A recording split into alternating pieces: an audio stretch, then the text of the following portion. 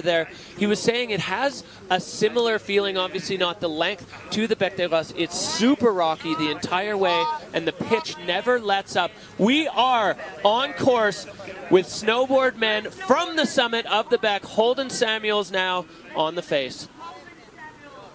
Dropping in there, working his way down to that little platform into the top of the dog's leg. Heading over to the looker's left. It must be incredibly steep up there, just knowing what consequences underneath you. Like, he's holding it together really, really well. Saying g'day to a little ski dude there, lining up his first features or his entrance. Taking some big air there and hooning through this bowl. Perfect execution of that first drop. The way he sets his turns afterwards is also super impressive. Like the way he holds his edge and holds his speed and just keeps going. Yeah, managing the speed, absolutely critical right now for these riders as the pitch doesn't let up for about another 400 vertical meters. There is no way, if you let go here, you're not getting it back. So Holden executing that board control perfectly, as you can see, surrounded by rocks here in the couloir. Holden Samuels making his way through. His finding his line through those features. Beautiful snowboarding, perfect technique. Lining up a big air there, letting it rip. And managing to control on the heel side edge there. I know that's quite firm snow in the guts of the dogleg couloir. Yeah, the dogleg, as it snows, it tends to flush itself out with the slough. Another big one for Holden, pointing it off the nose of that, and perfect landing as he speeds now down onto the lower apron. That was a beautiful double. We love to see that. You know, the way he links his turns and like actually gets off his heel that side edge super fast speaks to his technique.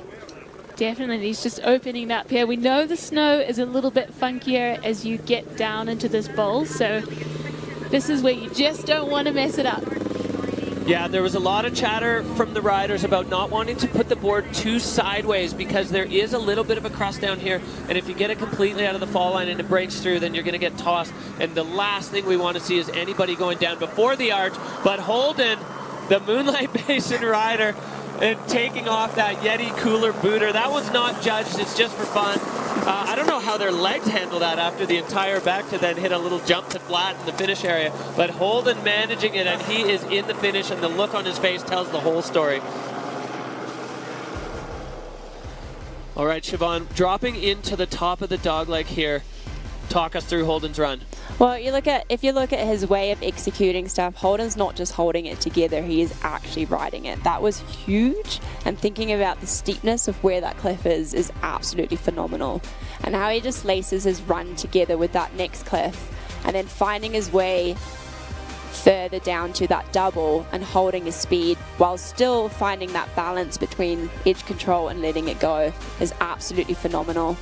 Yeah, watching the board just ripple there over the snow. As we said, the dogleg kind of sheds its snow, so the further down you get, the firmer it gets because the slough is piled up there throughout the season.